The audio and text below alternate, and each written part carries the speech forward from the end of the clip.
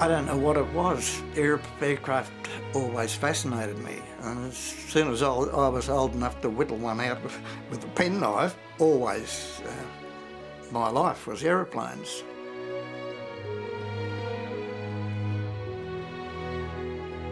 My name is Robert Block. I was born on the 8th of July 1924 in Sale. We moved to Yarram in 1928 and I went through the school there right from beginning to end. Then finished off down to Box Hill High School, got my matriculation and then started pharmacy, and that was in 1940. I did first year and part of second year, and at the same time in second year I joined the air training corps. I was 17 and a half.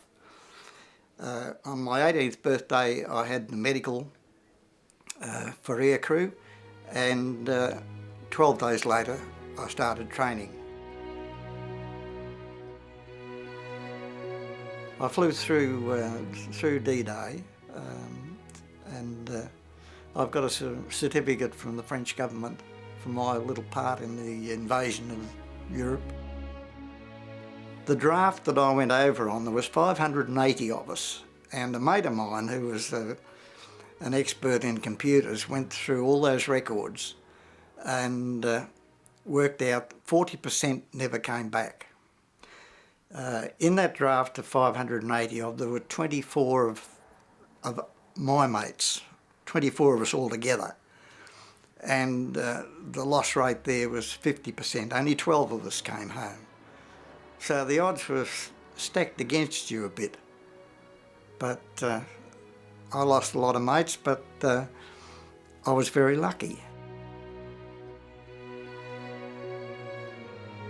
You talk more about those years in the services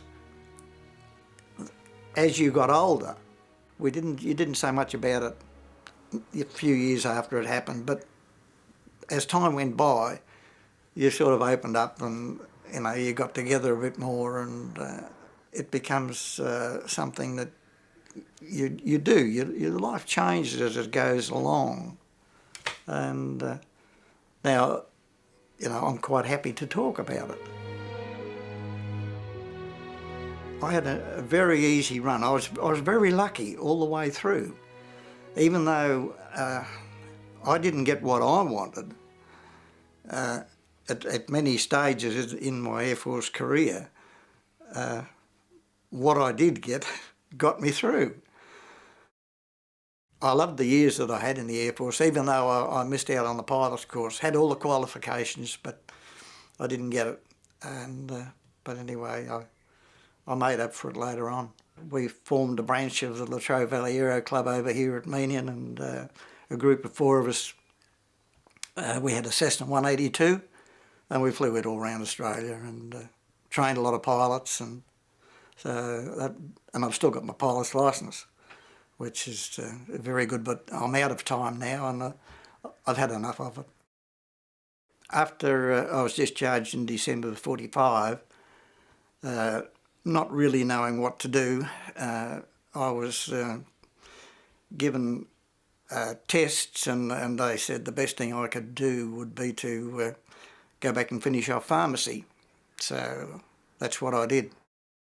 Then I went back to Yarram after I qualified for 5 years managing a pharmacy down there, and then I bought the pharmacy in Meeniyan, which had only just started up, with the idea of staying here for a little while and then going further, but somehow or other after 51 years in the pharmacy here, we stayed. I bought a 36 Dodge back in about, it'd be about 55. And okay, I ended up sold that and got a Holden, and later on I bought another one of these 36 Dodges with the idea of restoring it, and then I managed to get a 2-door coupe. And so over the period of time, it took 27 years, we rebuilt the coupe from the ground up.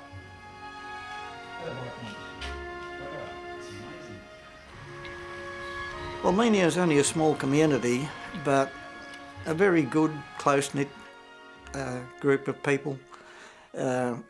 Business-wise, it covers a big area.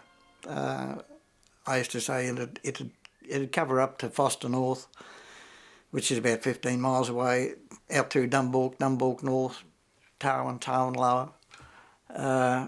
So we covered a fair area, even though the town was not very big.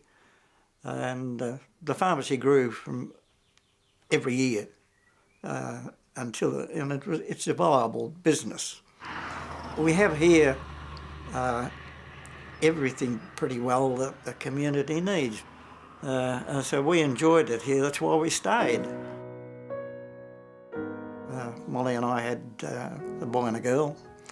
Unfortunately, we lost our daughter when she was about 36 with cancer, but she left us 3 beautiful grandchildren who are all now married, and they've all got good jobs, the boys, and they've all got 2 children each. So I'm very blessed in that respect. My wife died a year before my daughter. Both of those were disasters, you know, it was a shame, but that's life. It just goes on.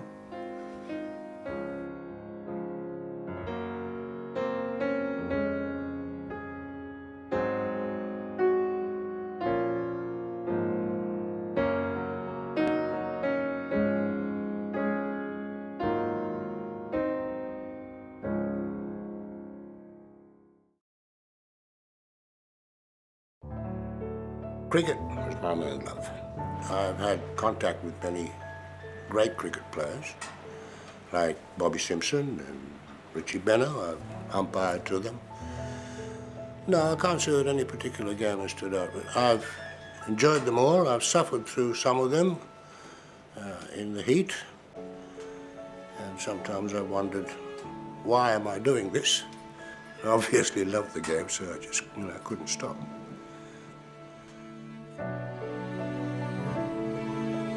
My name's Frank Arndt, and I have lived in Meeniyan now for 6.5 years, having moved here from the Mornington Peninsula. I was born in Indonesia, where my family were living at the time, of course. Raised mainly in Sri Lanka. Did mostly homeschooling because of the location we were living in. There were no English-speaking schools, and both my parents were teachers. During the war, I did a little bit of teaching myself as a sort of student teacher. And then at the age of 18, I joined the army during the war. Served there for 3.5 years.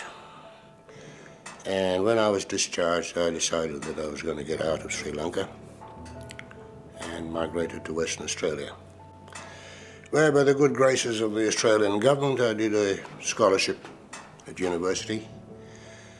And when I graduated from university, I joined the army again. This time as a psychologist. I served in the army for 24.5 years all round Australia. And had my stint in Vietnam. And when I retired from the army in 1975, I moved back to Western Australia briefly for about 6 years. Then moved back again to Victoria because most of my family was settled here in Victoria. Lived on the Mornington Peninsula for 20 years until my wife decided that she wanted more space and better land to cultivate things and grew her garden, so we moved to Meeniyan in 2003, and I've been here ever since. Best move I ever made. One of the things I've done since I've been here is to collect a group of interested people, and we played table tennis once a week, which is now my main sport and only sport. I've played most sports. I've played all 3 codes of football, but my main football game was rugby union and soccer.